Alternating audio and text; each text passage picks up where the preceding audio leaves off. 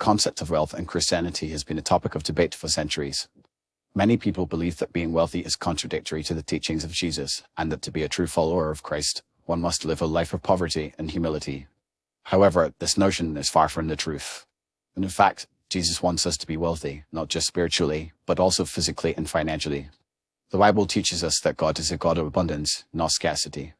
He wants us to live a life filled with purpose, joy, and prosperity. Jesus himself said, "I came that they may have life and have it abundantly," John 10:10. This verse clearly indicates that Jesus' desire for us is to live a life of abundance, which includes wealth and financial freedom. Wealth is not just about having a lot of money, but it's also about having the resources to live a fulfilling life, to provide for our loved ones, and to bless others. One of the most misunderstood teachings of Jesus is the story of the rich young ruler. In this story, Jesus tells the young man to sell all his possessions and give to the poor, and then come follow him, Mark 10:21. Many people interpret this as a call to poverty, but it's not. Jesus was not asking the young man to live a life of poverty, but rather to let go of his attachment to wealth and material possessions. The young man's wealth had become an idol, and Jesus was calling him to put his faith in God, not in his wealth. In fact, the Bible teaches us that wealth is a blessing from God. In Deuteronomy 8:18, it says, "Remember the Lord your God, for it is he who gives you the ability to produce wealth." This verse clearly indicates that wealth is a gift from God, and that he wants us to be wealthy. The Bible also teaches us that we are to be good stewards of the wealth that God has given us. In 1 Timothy 5:8, it says, "But if anyone does not provide for his relatives, and especially for his immediate family, he has denied the faith and is worse than an unbeliever."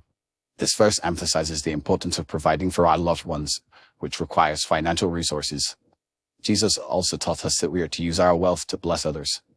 In Luke 12:33, it says, "Sell your possessions and give to the poor. Provide purses for yourselves that will not wear out, a treasure in heaven that will never fail, where no thief comes near and no moth destroys." This verse teaches us that we are to use our wealth to invest in eternal treasures, which includes blessing others. When we use our wealth to bless others, we are storing up treasures in heaven, which will never fail. Moreover, the Bible teaches us that poverty is not a virtue, but rather a curse. In 3 John 1:2, it says, "Beloved, I pray that in all respects you may prosper and be in good health, just as your soul prospers." This verse emphasizes the importance of prospering physically and financially, just as we prosper spiritually. Poverty can be a hindrance to our ability to fulfill our purpose and to bless others. In conclusion, Jesus wants us to be wealthy, not just spiritually, but also physically and financially. Wealth is a blessing from God, and we are to use it to bless others and to provide for our loved ones.